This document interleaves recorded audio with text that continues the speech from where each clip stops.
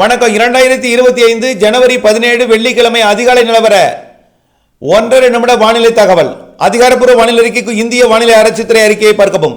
ஏற்கனவே குமரிக்கடலின் தெற்கு பகுதியில் நீடித்துக் கொண்டிருந்த காற்று சுழற்சி செயலிழந்து புதிதாக வந்து கொண்டிருக்கூடிய காற்று சுழற்சியோடு இணைவதற்கு கிழக்கு புறமாக நகர்ந்து கொண்டிருக்கிறது.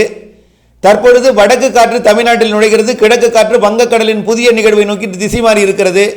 புதிய நிகழ்வு நாளை 18ஆம் தேதி சனிக்கிழமை இலங்கைக்கு மழைப்பொழிவை தொடக்கும். சனிக்கிழமை மதியத்திற்கு பிறகு மாலை இரவில் டெல்டா மாவட்டங்கள் தென் மாவட்டங்களுக்கும் மழைப்பொழிவை தொடக்கும்.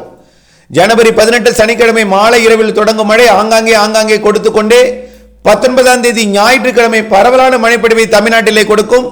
கர்நாடகா கேரளா ஆந்திர எல்லையோரம் வரைக்கும் மழைப்பொழிவை கொடுத்தாலும் அந்த எல்லையோரத்தில் மிதமான லேசான மழைப்பொழிவை கொடுக்கும். பிற இடங்களிலே அதாவது தென்கடலோரம் மற்றும் டெல்டா கடலோரம் கனமழை பொழிவையும் டெல்டா மற்றும் தென் மாவட்டங்களுக்கு மிதமான முதல் சற்று கனமழை பொழிவையும் கொடுப்பதற்கு வாய்ப்பு இருக்கிறது.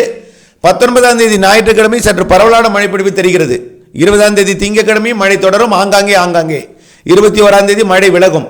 22ஆம் தேதியிலிருந்து 27ஆம் தேதி வரை இடைவெளி.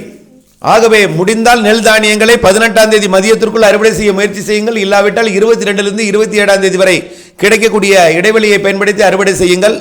28, 29, 30 அடுத்த நிகழ்வால் மழைப்பொழிவு தொடங்கும் என்று எதிர்பார்க்கப்படுகிறது. மாத இறுதி நாட்களிலே மீண்டும் பிப்ரவரி முதல் வாரத்தில் 8ஆம் தேதி 9ஆம் தேதி 7, 8, 9 மழை வாய்ப்பு தெரிகிறது. இப்படி 10 நாட்களுக்கு 2-3 நாட்கள் மழைப்பொழிவும் மீத 5-6 நாட்கள் இடைவெளியுமாக இருக்கும். இடைவெளி அறிந்து அறுவடை செய்திடுக, வானிலை அறிந்து விவசாயம் செய்திடுக, விரிவான அறிக்கையை பார்த்து பயன்பெற்றிடுக.